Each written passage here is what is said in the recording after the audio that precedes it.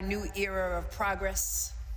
ইয়র্কের প্রায় ২৫০ বছরের ইতিহাসে এই প্রথম একজন মুসলিম মেয়র শপথ নিলেন। পবিত্র কোরআন শরীফ ছুঁয়ে শপথ নেন জোহরান মামদানি।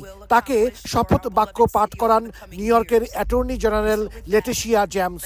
তীব্র শীতের মধ্যে স্থানীয় সময় বৃহস্পতিবার নতুন বছরের প্রথম প্রহরে এই শপথ অনুষ্ঠান হয়। স্থান হিসেবে বেছে নেওয়া হয় একটি পরিত্যক্ত সাবওয়ে স্টেশন।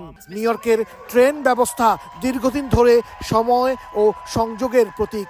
ধারণা করা হয় এই স্টেশনটি যুক্তরাষ্ট্রের গিল্ডেড এজ বা সমৃদ্ধির যুগে নির্মিত হয়েছিল। শপথ নিয়ে নিউ ইয়র্কের ১১১তম মেয়র হিসেবে দায়িত্ব নেন ৩৪ বছর বয়সী জোহরান মামদানি। লাখ লাখ নিউ ইয়র্কবাসীকে নেতৃত্ব দেওয়ার সুযোগ পেয়ে তিনি কৃতজ্ঞ।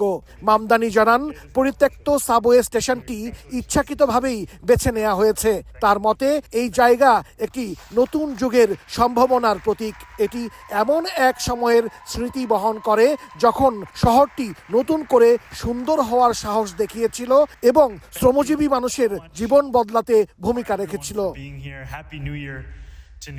গত ৪ নভেম্বর নিউ ইয়র্ক সিটির নির্বাচনে বিপুল ভোটে জয় পান মামদানি। পরাজিত করেন তার প্রতিদ্বন্দ্বী অ্যান্ড্রু কুমোকে। এর মাধ্যমে ১০০ বছরের মধ্যে সবচেয়ে কম বয়সী মেয়র নির্বাচিত হন তিনি। ভারতীয় বংশোদ্ভূত উগান্ডার মুসলিম এই রাজনীতিক বৃহস্পতিবার দুপুরে সিটি হলের সামনে আবারও শপথ নেবেন। সেখানে তাকে শপথ পাঠ করাবেন ভারমন্টের সেনেটর বার্নি স্যান্ডার্স। শপথ শেষে নিউ ইয়র্কের সাধারণ মানুষের জন্য ব্রডওয়েতে একটি বড় উৎসবের আয়োজন করা হয়েছে।